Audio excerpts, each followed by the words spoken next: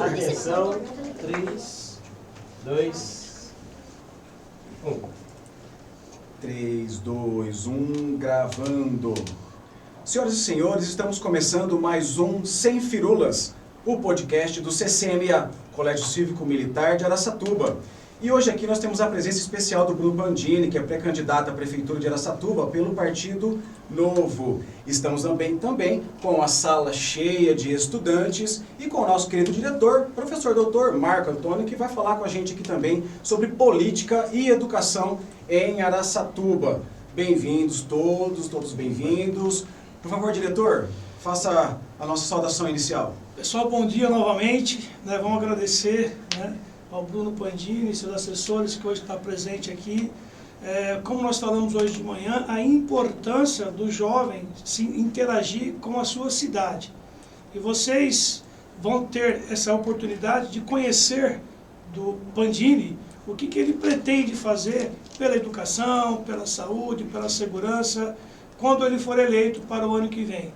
E a educação que vocês estão tendo na escola, como já dissemos agora há pouco, ela é integrada e envolve a participação de toda a comunidade. Então vamos prestar atenção, vamos acompanhar o que o Bruno Pandini tem para fazer pela nossa cidade e por vocês, jovens, que amanhã serão candidatos também a algum cargo eletivo. Isso aí, obrigado, professor. E aqui com a gente, Bruno, está o Tiago e o Garcês, são estudantes do segundo ano do ensino médio. Só que antes deles começarem a sequência de perguntas, queria que você desse também uma saudação. Oi, bom dia, boa tarde, boa noite para todos. Para mim é um privilégio estar aqui com vocês, ver cada um de vocês aqui entusiasmado com uma reunião para falar sobre política desde muito cedo. Isso é fundamental na vida da gente. Eu aprendi um pouquinho mais velho que vocês a importância disso, mas o privilégio eu acho que está do meu lado da mesa, em vê-los todos ansiosos e felizes de estar aqui para discutir isso comigo. E eu gostaria de agradecer também ao Colégio Cívico Militar de Araçatuba, a todo mundo, a direção, aos professores por me receberem também de uma forma tão hospitaleira e agradável. Então vamos começar. Garcês, vai lá, pode começar a sua pergunta. Minha primeira pergunta é, na sua opinião, qual que é o principal problema da educação em Araçatuba e como você pretende solucioná-lo? Garcês, vocês começaram já com uma ótima pergunta, né? Araçatuba é uma cidade que ela tem uma importância no nosso estado. Ela começa já importante já para o estado, né? Isso é que eu queria estabelecer já. É uma cidade que é sede de uma região administrativa, que é composta por 43 municípios. Ela é também sede de uma região geográfica imediata, que são 14 municípios, incluindo o nosso. E por que isso é importante? Queria estabelecer desde o começo. Porque políticas públicas, elas são feitas a nível federal, estadual e municipal. Araçatuba sendo sede de uma região administrativa, que é essa que eu te falei, são quase 1 milhão de pessoas vivendo em 43 cidades, significa que nós somos relevantes para serviços públicos como saúde, educação, segurança. E aí a prestação desse serviço numa política pública leva em consideração, se Araçatuba tem esse tamanho, essa importância, o que a União ou o Estado pode fazer por nós, pensando em atender para além da nossa cidade, né, mas para essa região que eu citei. Do ponto de vista educacional, o município é responsável pelo ensino básico, fundamental, o ensino infantil. Então, o principal indicador que eu preciso trabalhar, ou o prefeito precisaria trabalhar, são os indicadores que correspondem às pessoas que estão até o 9º ano, certo? E nossos indicadores, segundo o censo, não são ideais, nós não somos protagonistas nos melhores indicadores em nível de alfabetização e pessoas que estão nas escolas, né? Porque um dos índices diz respeito a isso, quantos alunos estão nas escolas e quantos não estão. Não é que nós estamos numa situação também crítica ou horrorosa, mas há um caminho para melhora. Então o que a gente precisa fazer é trabalhar com aquilo que já é nos dado com relação a políticas públicas, que é trabalhar a quantidade das pessoas, das crianças que estão na escola e a qualidade desse ensino. Se elas estão sendo bem alimentadas, se o ensino está sendo adequado. E esse ensino também é medido pelo Ministério da Educação. e como que a gente corresponde aos critérios do Ministério. Então, eu preciso te dar uma resposta pragmática para dizer que a gente precisa, assim como um aluno precisa atender um número mínimo de nota para passar de ano, nós também precisamos elevar a nossa qualidade de educação no ensino infantil. Agora, do ponto de vista mais abrangente, queria até compartilhar com vocês todos essa ideia, é que, embora a prefeitura não seja responsável pelo ensino médio e nem pelo ensino superior, a prefeitura, na qualidade de defender a sua cidade, defender a prosperidade que a gente tem, é colocar na cabeça da gente a vontade e a grandeza de a gente ter um norte. Então, quando eu acabei o ensino médio, fui fazer faculdade, eu fui para fora de Araçatuba, buscando um mercado de trabalho mais sofisticado. Como prefeitura, a gente precisa pensar por que a gente não tem essas condições aqui. Então, pensar em cursos que são cursos que dão capacidade para a gente atender um mercado de trabalho que também precisa se desenvolver. Então, a educação ela não é só o ensino fundamental. Pensando como um bom gestor, é você dar a perspectiva para as pessoas. Essa é a palavra que eu estava buscando. Perspectiva, para que todos vocês saibam, se eu amo Araçatuba e o meu desejo é ficar aqui, qual que é a perspectiva que eu tenho do ponto de mercado de trabalho e minha capacitação para isso? E uma prefeitura, ela busca auxílio a nível estadual e a nível federal para poder dar isso para as pessoas. Bom, eu tenho uma pergunta agora, que é, a cidade tem uma grande demanda de estudantes com algum tipo de deficiência. Como você pretende atuar nessa questão? Existem alguns padrões de níveis de deficiência, né? Tem pessoas com deficiência, né? PCD, e existem pessoas com alguma deficiência na forma do aprendizado, né? Pessoas, por exemplo, com complexo de Irlen, pessoas com dislexia, algumas pessoas que estão dentro do espectro do autismo. Essas pessoas, elas precisam de um cuidado especial. O primeiro passo é você identificar essa necessidade, porque muita gente passa a vida inteira. E eu falei já com uma pessoa, especificamente em Araçatuba, um cidadão que hoje ele tem mais de 60 anos, e ele falou para mim, eu passei a vida inteira sendo chamado de burro. E na época de que ele frequentava a escola, existia uma penalização física para as pessoas que iam mal, não faziam tarefa, enfim, se comportavam mal. E ele chegou a apanhar de professor, porque ele não conseguia responder à expectativa que o professor dava para ele, mas não é porque ele não tinha uma capacidade mental de entender aquilo, mas de poder, dentro do complexo que é dentro da cabeça dele, a forma de aprendizado era diferente dos seus colegas.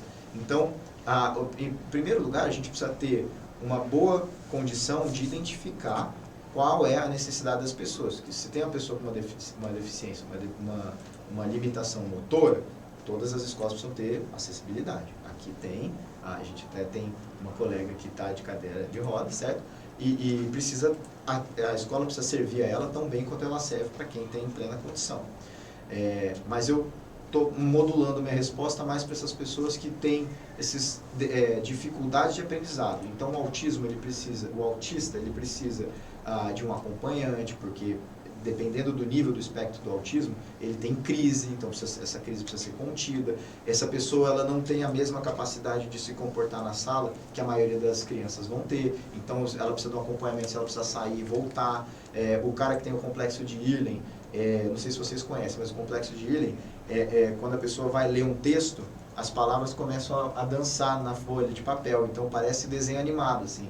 E o que ele precisa fazer? Ele precisa ter um bom apoio e alguma ferramenta para colocar, como se fosse um plástico colorido, tem laranja, tem verde, tem amarelo, você coloca em cima, ele é translúcido e a pessoa meio que segura as palavras ali. Só que assim, a pessoa não sabe que tem isso e precisa de um diagnóstico. Então, é entender qual que é a capacidade que a gente tem de identificar essas pessoas e qual é a condição que a gente vai ter para servi-las e dar uma condição de estudo na mesmo patamar que as pessoas que tradicionalmente, né, que não têm nenhuma condição, possam ter.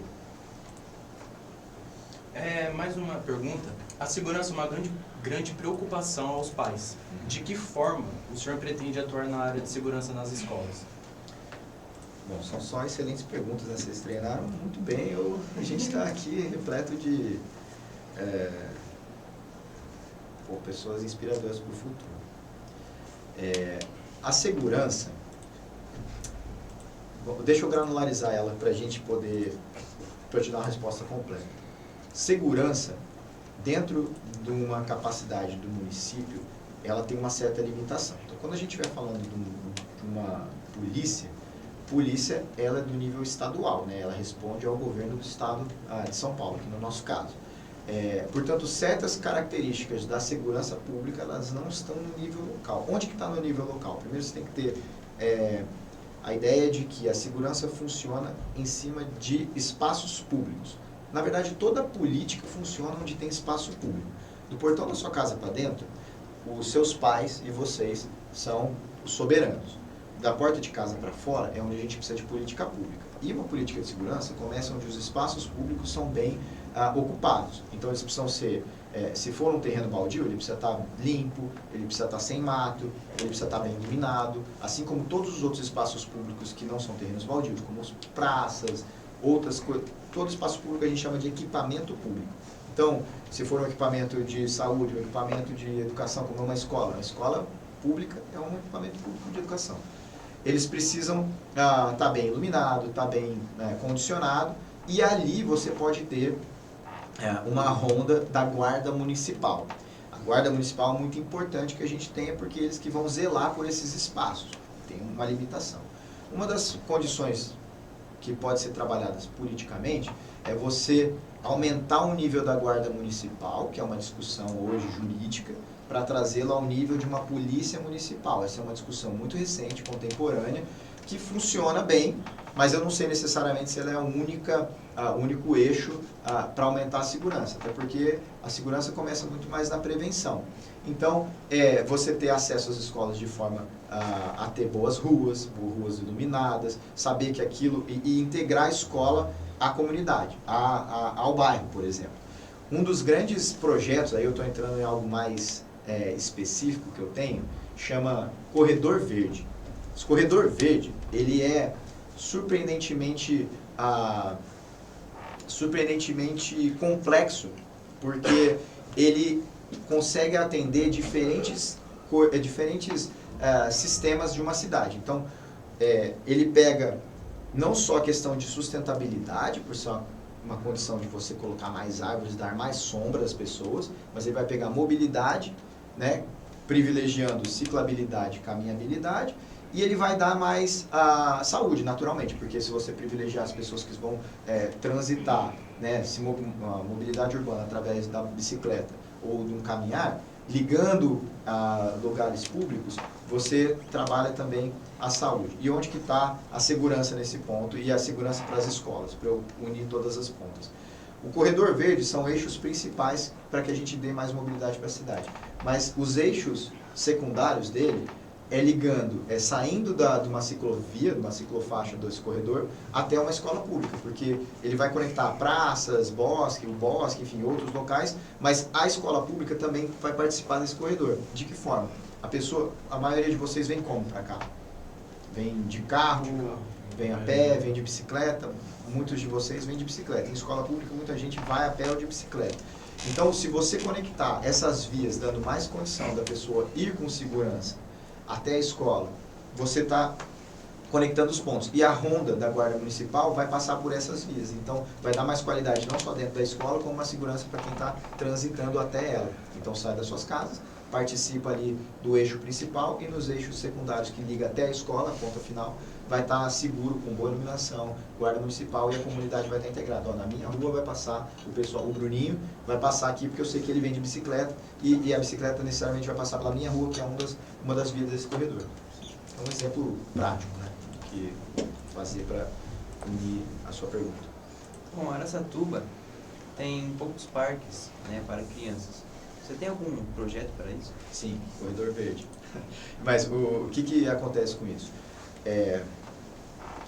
O corredor é uma faixa que ele precisa ligar um ponto ao outro. Se você pensa em asfalto, por exemplo, se você só asfalta uma rua, o asfalto ele não constrói um caminho.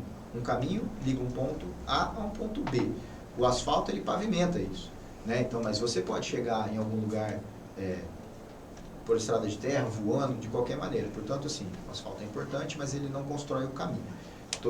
dando esse exemplo para dizer que o corredor verde ele privilegia várias coisas, mas ele é um dos eixos que vai começar a conectar pontos da cidade que já existem ou podem passar a existir, que são pontos que vão dar ênfase a lazer, saúde, e que são as praças e quadras, principalmente. Biblioteca, lugares públicos que têm cultura, lazer e saúde, tá?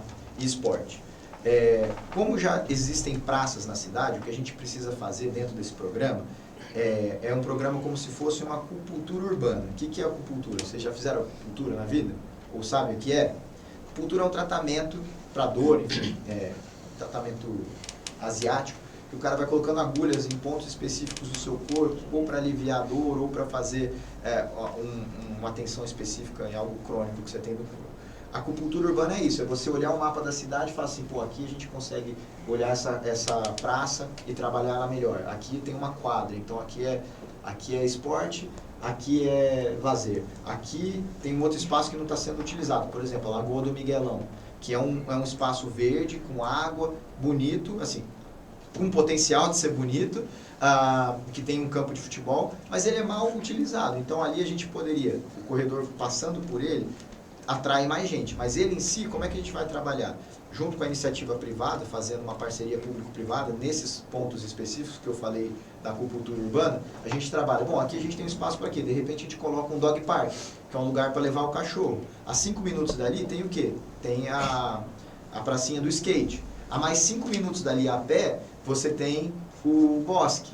E se você conecta tudo isso no corredor e cada ponto ter algum tipo de atração, você vai ter uma cidade que proporciona qualidade de vida aos seus habitantes e conecta, tendo senso de comunidade, porque assim você passa a falar, pô, hoje eu vou na pista de skate, mas ali do lado meu amigo está jogando uma bola, eu vou lá visitar ele. Então nesse cruzamento de pessoas são chamadas para estar na rua de forma segura, com vontade mesmo de estar na rua, transforma a cidade. Então acho que esse é o principal eixo, você precisa ter pontos práticos no mapa e como trabalhar ele. Uma das formas, indo um pouco além da resposta, é juntar o interesse do setor privado para falar, me ajuda a construir a cidade de forma diferente, porque aqui a gente vai privilegiar as pessoas, colocar as pessoas no centro das ações.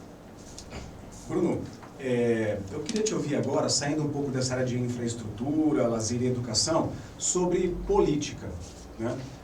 Todos os alunos aqui no Colégio Cívico Militar, em aula de história, às vezes sempre aparece algum apontamento e outro, e um dos objetivos da escola é que eles cresçam também com uma noção mais completa de cidadania. E o dever político faz parte também do nosso dever de cidadão, né? Então a gente colabora para que eles compreendam esse processo. Eu queria que você dissesse aqui para eles o que te motivou a ser pré-candidato, por que você se interessou por isso, o que você acha que você pode contribuir com Araçatuba. Imaginem vocês de frente para o seu avô e o seu avô faz a seguinte constatação.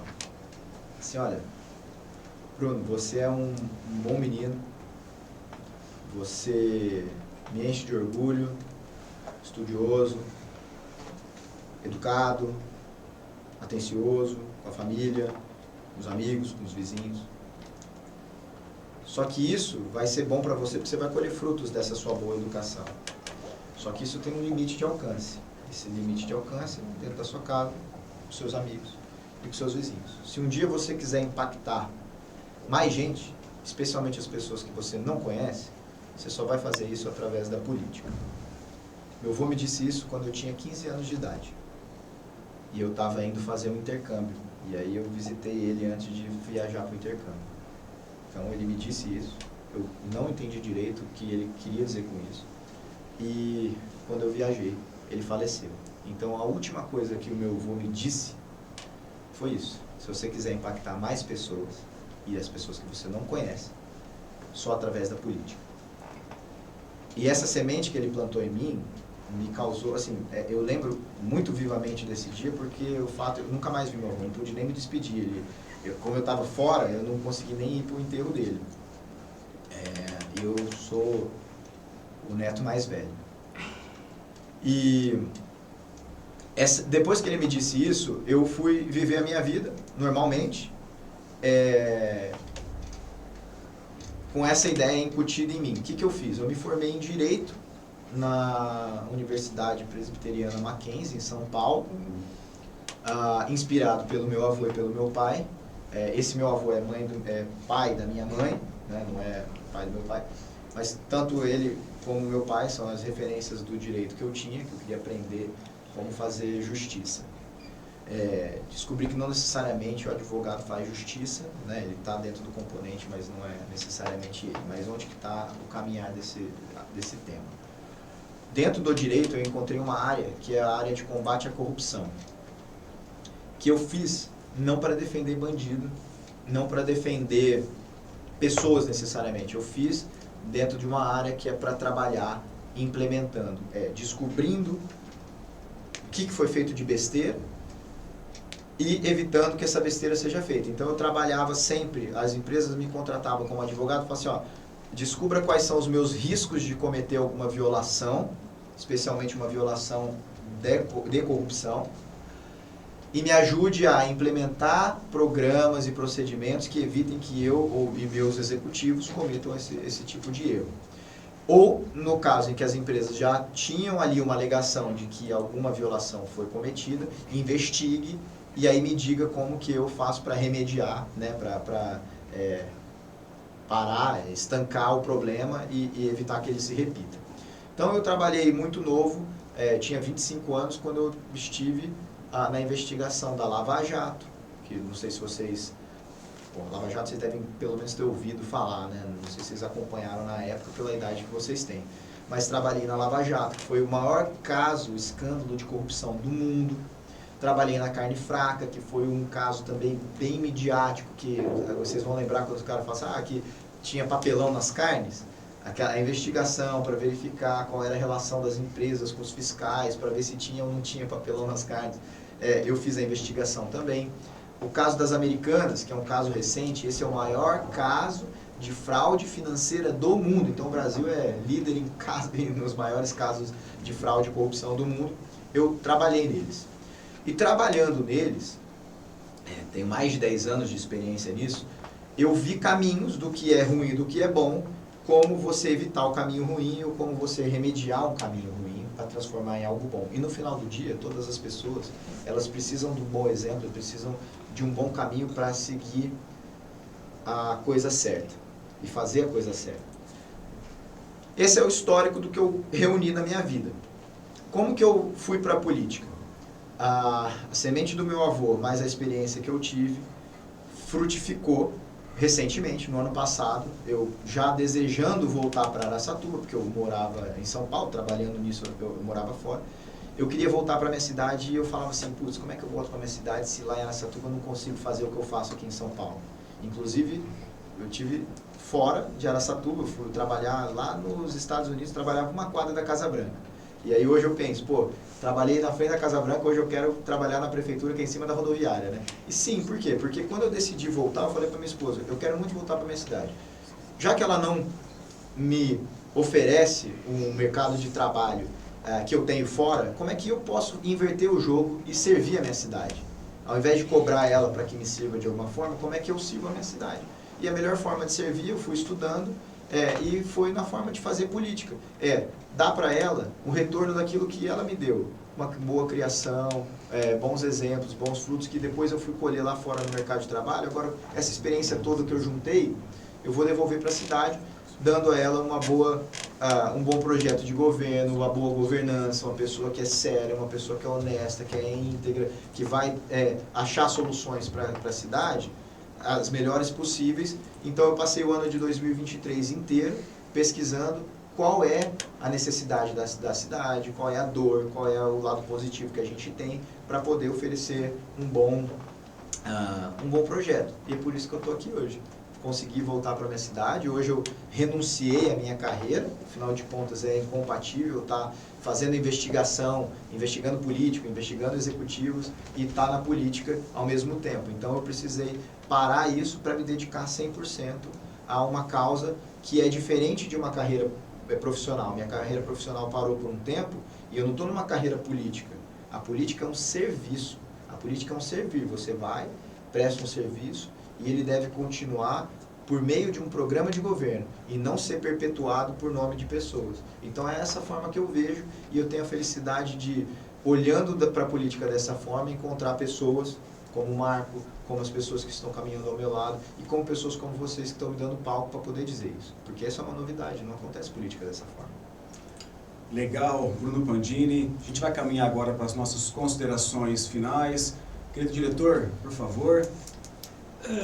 Vocês que estudam aqui, eu já, horas atrás, que me questionaram sobre de onde nasce o projeto, por que nasceu, eu já falei da contribuição que nós tivemos para a cidade, assim como o Bruno Pandini, eu também sou daqui, fui para São Paulo, como eu falei, lutei, trabalhei, voltei para devolver para a minha cidade o que ela fez de bom para mim.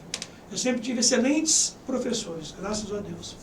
Mas agora eu quero perguntar para vocês o seguinte: vocês acham que os outros estudantes de Araçatuba, da periferia, merecem estudar numa escola com o padrão do CCMA? Vocês acham que sim? Pode responder, sim, senhor. Pode falar. Sim. Então, a gente tem um projeto exatamente para eliminar essa lacuna que tem da falta de vagas. Todo começo de ano falta vaga no ensino infantil, Fundamental 1, Fundamental 2, e a evasão do ensino médio. Então a gente tem um projeto para eliminar isso, ou seja, não é inadmissível faltar vagas, né, nas escolas públicas. Se as escolas públicas elas não têm ainda a condição tecnológica ou infraestrutura para absorver todos os nossos habitantes, existe, como o Bruno acabou de falar agora há pouco, as parcerias público-privadas. Então, consegue-se trazer os alunos de baixa renda para estudar em escola particular e com valores muito subsidiados. Isso é projeto nosso que a gente vai colocar em vigor no primeiro dia que começar a nosso trabalho, né, na prefeitura.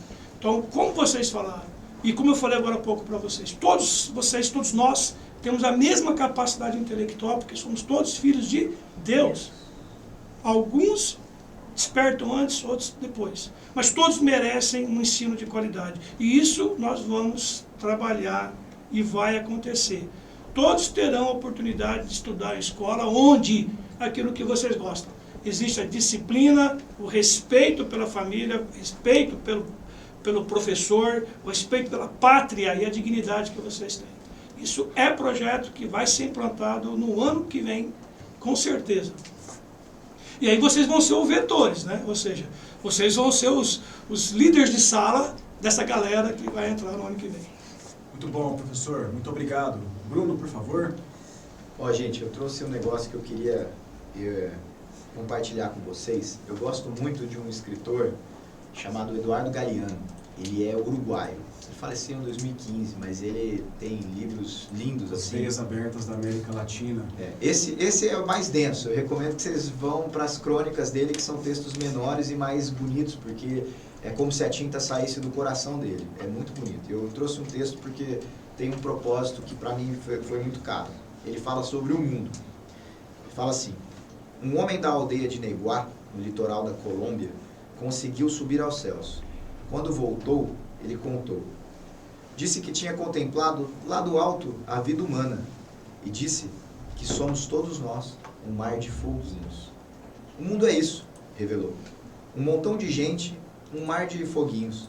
Cada pessoa brilha com luz própria entre todas as outras. Não existem duas fogueiras iguais. Existem fogos grandes e fogos pequenos. Fogos de todas as cores. Existe gente de fogo sereno, que nem percebe o vento, e gente de fogo louco, que enche o ar de faísca. Alguns fogos bobos, não iluminam nem queimam, mas outros incendeiam a vida com tamanha vontade que é impossível olhar para elas sem pestanejar, e quem chega perto se incendeia.